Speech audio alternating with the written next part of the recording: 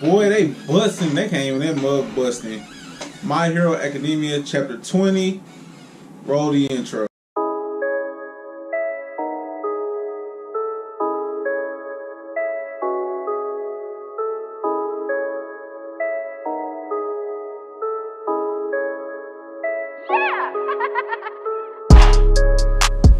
What's going on, guys? It's Jeff from The Adventures of A and J.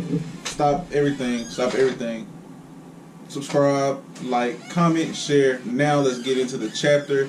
We're talking chapter 20 of My Hero Academia, entitled The World of Heroes. And Horikoshi has been on one these last few chapters, man.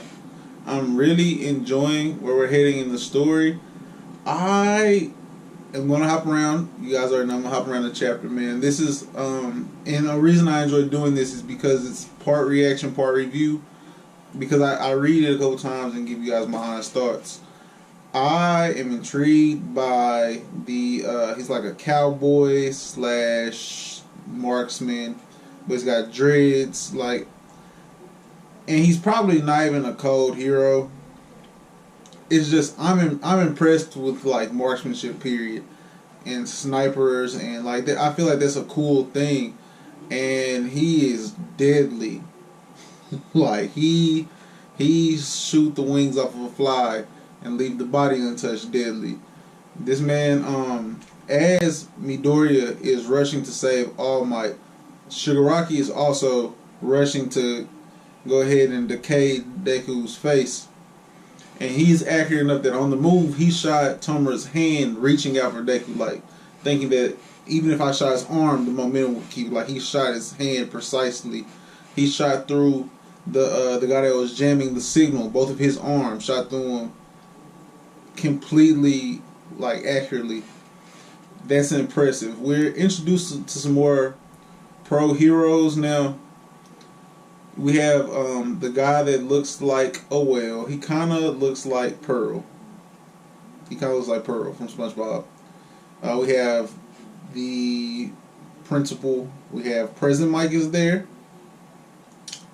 We have it's a lady. It might be two. No, it's one lady and a guy that kind of looks like the guy that was jamming the signal. Like, it's a guy that looks kind of like Jamie Foxx's character from the Amazing Spider-Man.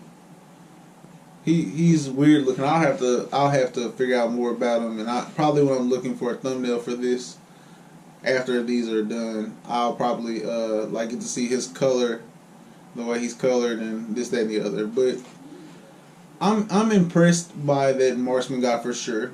Getting deeper into the chapter, I noticed that Midoriya is back at recklessly saving people, and it's probably going to end up biting him somewhere down the line, just because it is reckless. Because he's not thinking about the possible consequences, but he has the action of a true hero at the same time, where he senses someone in danger, even if it's All Might, even if it's someone that he respects as a hero, and someone that he's patterned his abilities as a hero after. He still recognizes when danger's there, and if he has the ability to help in his mind in any sort of way, he's going to go help. And it's not even that he's going to take the time to think, like, what do I need to do to go help? He's just going to go help. That's a commendable feat, period. He also, we see him doing the muttering to himself again, and I think it's starting to mirror Shigaraki in a way with his nervous itch, where, like, in their mind, wheels are turning faster than words or actions can display. So it spills out with Midoriya talking to himself under his breath, and everyone being like, bro, that's kind of crazy. Or Shigaraki just being like, why is this happening? Like, now, I want to stick to the fact that he's childlike, because that makes him dangerous. His immaturity makes him dangerous as a villain because it makes him unpredictable. But he's clearly childish, and we see it where he calls All Might a cheater for going above and beyond what they thought he could be. He said, you cheated. I didn't think that this could happen. And once he's reassured or pacified, we see that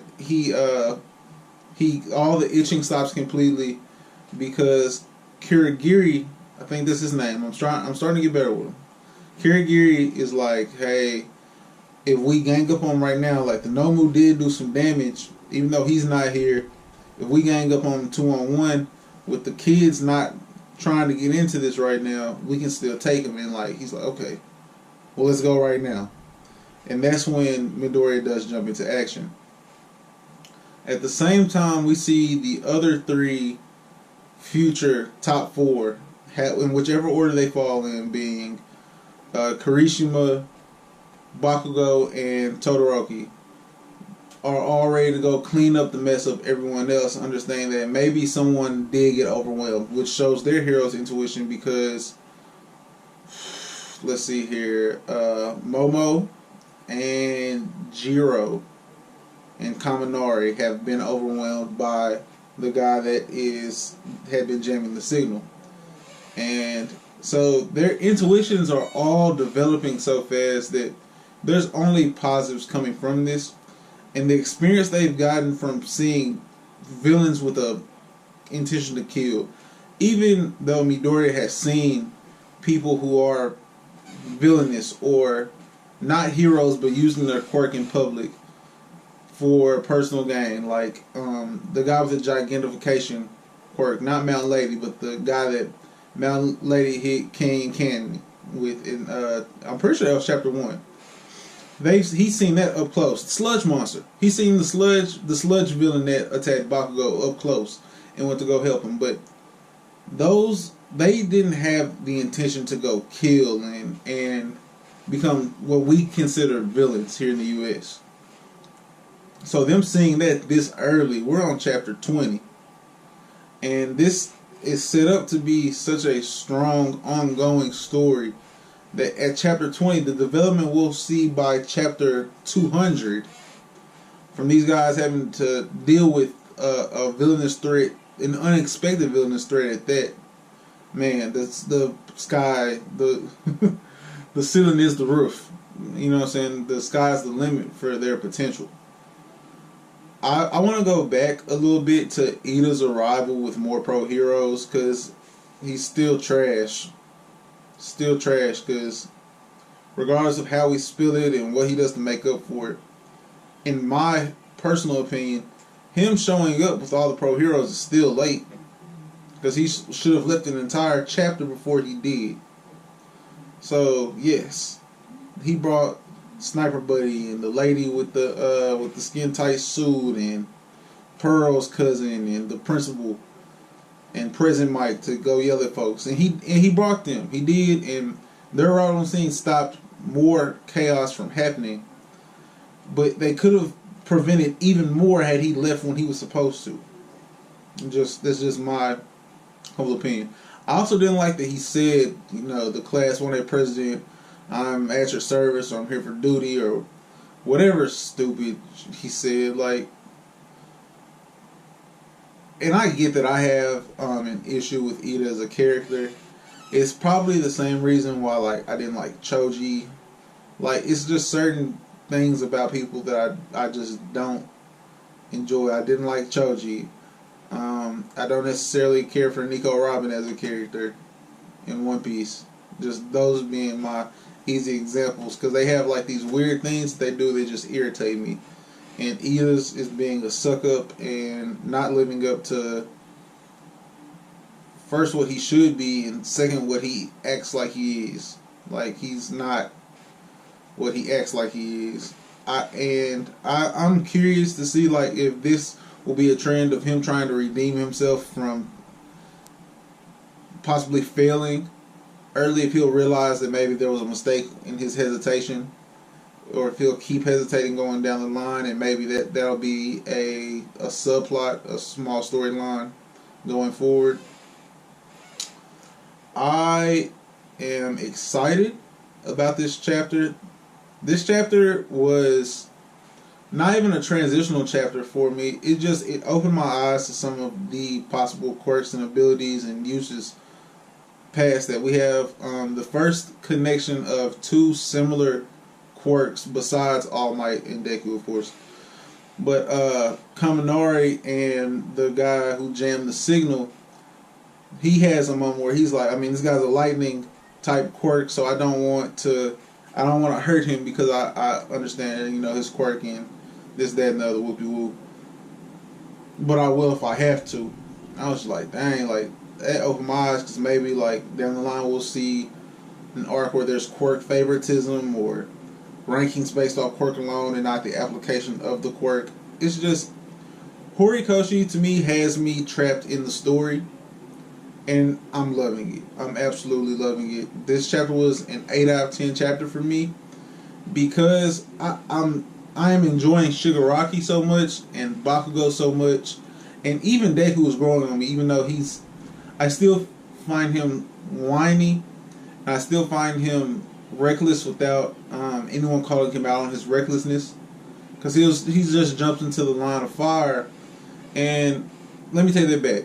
Eraserhead called him out on it, but Eraserhead is not his teacher, in the sense that that's not who's guiding him towards this. That's not who's guiding him towards his number one goal. All Might is his teacher, and All Might has not corrected his recklessness yet, and I feel like that's going to bite him down the road. It's going to happen. It's going to happen where he's going to jump into a situation where he's bit off more than he can chew, and it's going to cut All Might so deep. It's going to cut him so deep, and we'll have an entire recollection period. Just mark my words. I guarantee it's going to happen. You see it. You see it happening right now. Going from this chapter, I'm curious where we're going to go, because here's the other thing that is just on my mind about this. Well, reporters have been able to get into UA for the first time and see how things go, and that wasn't supposed to happen. And usually when things happen that shouldn't, it worries the families of people involved. So I'm saying Midoriya's parent, because we still haven't seen his dad, I don't think, and Bakugo's parent or parents, haven't seen them. And all of the kids who are there as parents, there's been a supervillain attack where their kids were near because of their involvement with UA. And a media frenzy that knocked a door down has happened at UA, and their kids were involved. So are parents about to step in? My parents will step in. My parents will be like, hey, what's going on? And so I feel like that's kind of where we have to head next. I'm extremely excited to get to the next chapter. 8 out of 10 once again, guys. Also, in terms of channel updates, we started streaming or playing video games. Really, just I've started a gaming channel, which will be right here. What else? More football content. And I was going to do it today, but just started doing some other stuff. So I'm going to start working on this soon. A lot more football content, because I'm in a football mood. We're less than 30 days away from the start of fall camp for college football. We are less than 30 days away from the start of training camp in the NFL, and we're 30 days away from the start of 2 days in high school football. So football is right around the corner, which I could not be more excited about. So stay tuned for that. Like this if you liked it. Share it if you want others to like it. I want others to like it, so I'm going to share it. Comment. We start the conversation. And subscribe. I would ask Carl if he has anything, but he's been bad as shit today. It's been bad as hell today. So